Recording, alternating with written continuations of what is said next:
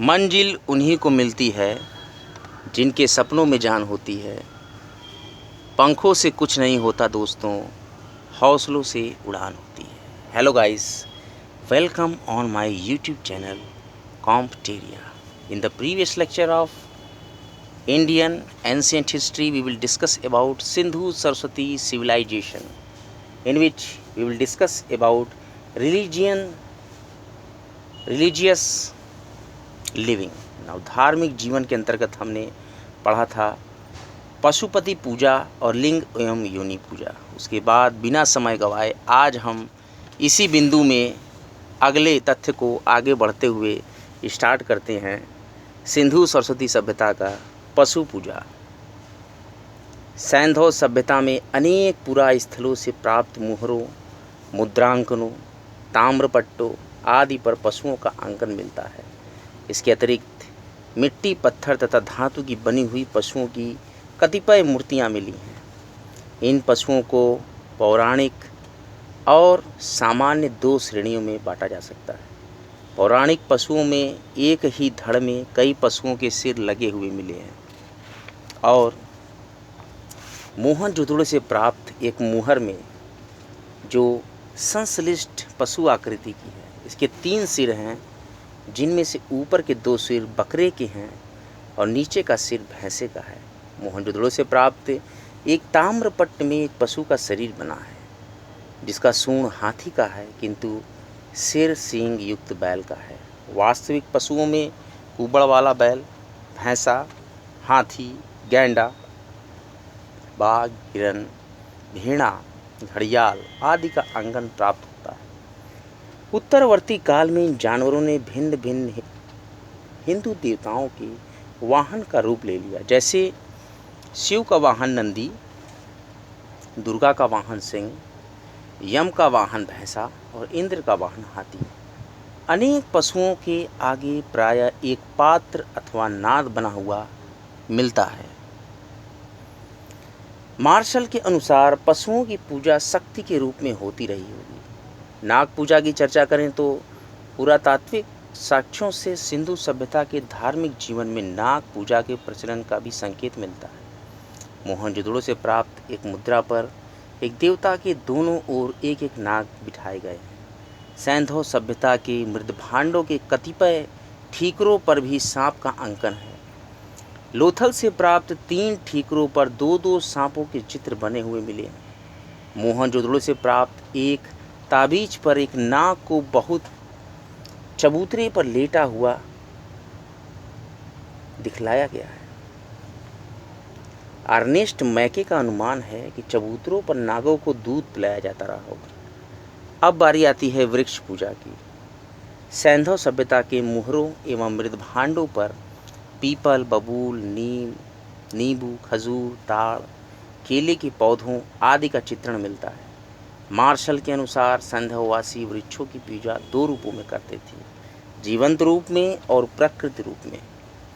मोहनजोदड़ो की एक मुद्रा में एक पीपल के पेड़ की 2 टहनियों के बीच एक पुरुष आकृति निकलते हुए दिखाया गया है। इसकी पूजा जीवंत रूप में की जाती थी। इसी प्रकार मोहनजोदड़ो से ही प्राप्त एक अन्य मुद्रा में एक आदमी झुका हुआ है तथा एक वृक्ष को जल चढ़ा रहा है। इसे प्रकृति रूप में पूजा किए जाने का साक्ष्य माना जाता है।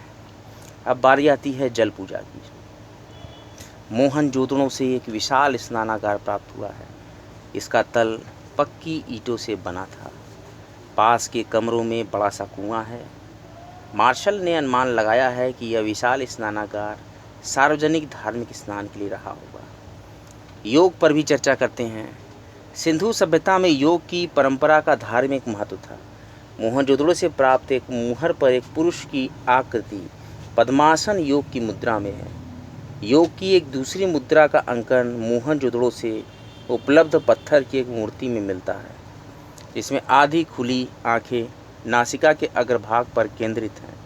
इस मुद्रा को सांभवी मुद्रा से संबंधित किया जा सकता है। मूर्ति पूजा की बात करें तो सिंधु सभ्यता के किसी भी पुरा स्थल के उत्खनन से मंदिर के साक्ष्य नहीं मिले हैं। मोहनजोदड़ो के 2-3 भवनों को व्हीलर मंदिर मानते हैं। राजस्थान में स्थित कालीबंगा और गुजरात में विद्यमान लोथल के उत्खनन से अग्निकुंड और अग्नि वेदिकाएँ प्राप्त हुई हैं।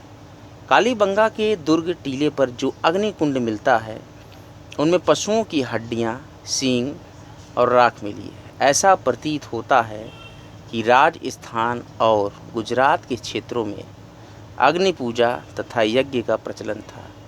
सिंधु सभ्यता में मूर्ति पूजा प्रचलित थी। इसके उदाहरण मोहनजोदड़ो से प्राप्त एक मुहर पर अंकित देवता की आकृति एवं देव प्रतिमाओं के साथ ही साथ अनेक सैंधव पुरा स्थलों से उपलब्ध मातृ देवी की मूर्तियाँ हैं। मैके के अनुसार एक मृत्युओं पर धुएं के निशान है। यह संभावना है कि इन मूर्तियों के सामने पूजा के लिए कोई वस्तु जलाई गई हो, जिनके फलस्वरूप निशान पड़ गए हैं।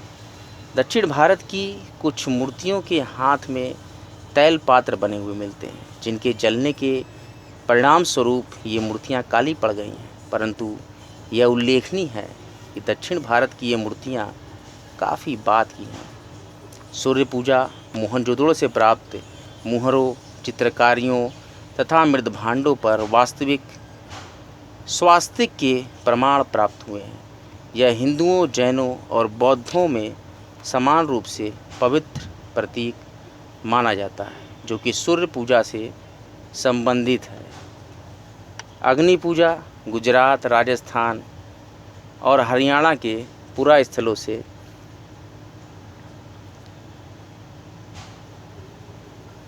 बहुत ही अग्निवेदिका या अग्निकुंड पाए गए।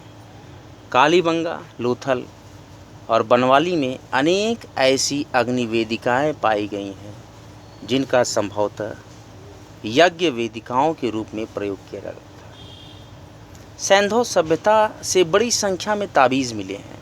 इससे हम अनुमान लगा सकते हैं कि वे भूत प्रेत, जादू टोना आदि में विश्वास करते थे। सिंधु सभ्यता के अंत्येष्टि संस्कार की विधियों से उनके पारलौकिक जीवन में विश्वास की पुष्टि होती है। अंत्येष्टि संस्कार की 3 विधियां प्रचलित थीं: पूर्ण समाधिकरण, आंशिक समाधिकरण एवं दाह संस्कार। कब्रिस्तान यानी कि समाधि क्षेत्र नगरों में बस्ती से बाहर होते थे। अब हम चर्चा करेंगे पूर्ण समाधिकरण। यह समाधिकरण सबसे अधिक प्रचलित था। इस समाधिकरण में पूरे मृत शरीर को दफनाया जाता था। शव को सामान्यतः उत्तर दक्षिण में लिटाकर हाथ पीछे ऊपर की ओर मोड़ दी जाती थी और पैर के घुटने मोड़ दी जाते थे। शव के साथ उनके उपयोग की अन्य वस्तुएं यथा बर्तन, आभूषण, दीप, कंघी, शीशा आदि भी रख दी जाती थी। इससे उनके पारलौकिक जीवन में विश्वास की पुष्टि होती थी। हालांकि उत्तर दक्षिण दिशा में शव दफनाने की प्रथा प्रचलित थी, किंतु उसके अपवाद भी मिलते हैं। कालीबंगा से एक शव दक्षिण उत्तर दिशा में और लोथल से पूर्व पश्चिम दिशा में और रोपड़ से पश्चिम पूर्व दिशा में प्राप्त हुई है। रोपड़ की एक कब्र में मालिक के साथ कुत्ते को भी दफनाया गया था। लोथल में एक कंकाल के साथ बकरे की सींग और हड्डियां रखी हुई मिली हैं। लोथल से 3 युग्म समाधियों और कालीबंगा से 1 युग्म समाधि के साक्ष्य मिले हैं। दूसरे समाधिकरण की चर्चा करें तो आंशिक समाधिकरण। इस समाधिकरण में मृत शरीर को जंगली जानवरों और चिड़ियों के लिए कुछ दिन के लिए खुला छोड़ दिया जाता था और बची हुई हड्डियों तथा कपाल आदि को दफना दिया जाता था। ऐसी आंशिक समाधिकरण के उदाहरण बहावलपुर के स्थान से मिलते हैं। वर्तमान में पारसी समुदाय भी इसी प्रकार के अंत्येष्टि क्रिया के प्रमाण मिलते हैं। हड़प्पा के उत्खनन से एक ऐसी समाधि मिली है जिसमें शव को लकड़ी के ताबूत में रखकर दफनाया गया था। यह किसी विदेशी व्यक्ति की कब्र मालूम पड़ती है। तीसरा और आखिरी संस्कार की बात करें तो दाह संस्कार। संस्कार की यह प्रक्रिया भी हड़प्पा संस्कृति में प्रचलित थी। मोहनजोदड़ो एवं सुरकोटड़ा से कतिपय कलश शवाधान के प्रमाण भी मिले हैं। इस प्रकार के शवाधान में शव को जलाने के बाद बचे खुचे अवशेषों तथा राख को मृदभांडों में भरकर दफना दिया जाता था। इन कलशों के अंदर मृत व्यक्ति के अवशेषों के अतिरिक्त मिट्टी के बर्तन, मन के हाथी दांत के टुकड़े, चूड़ियाँ, पशुओं की अस्थियाँ, चिड़ियों मछलियों की प्रतिमाएं पाई गई हैं। इन कलशों में सामान्यतः मानव अस्थियां नहीं पाई गई हैं।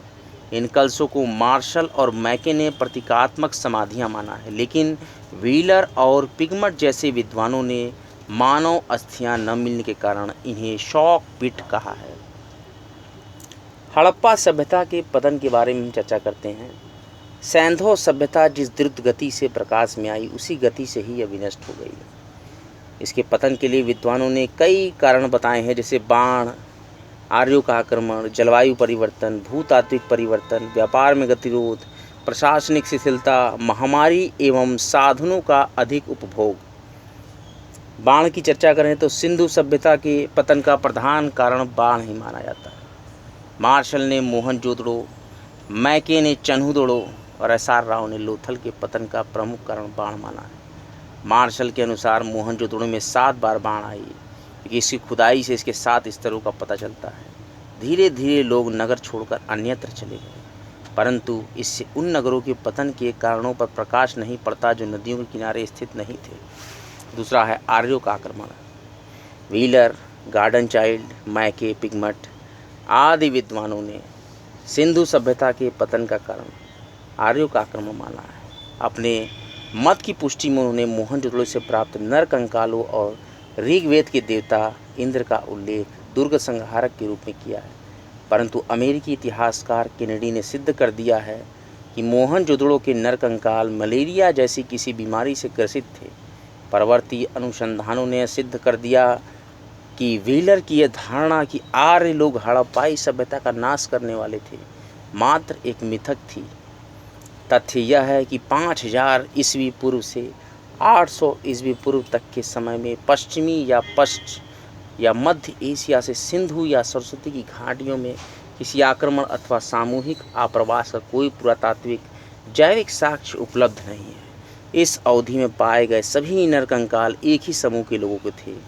ऋग्वेद में दुर्ग संहारक के रूप में इंद्र को अधिक महत्व नहीं दिया जा सकता, क्योंकि ऋग्वेद की सही तिथि अभी निर्धारित नहीं की जा सकी है। अतः आर्यों के आक्रमण को पतन का प्रमुख कारण नहीं माना जा सकता। जलवायु परिवर्तन।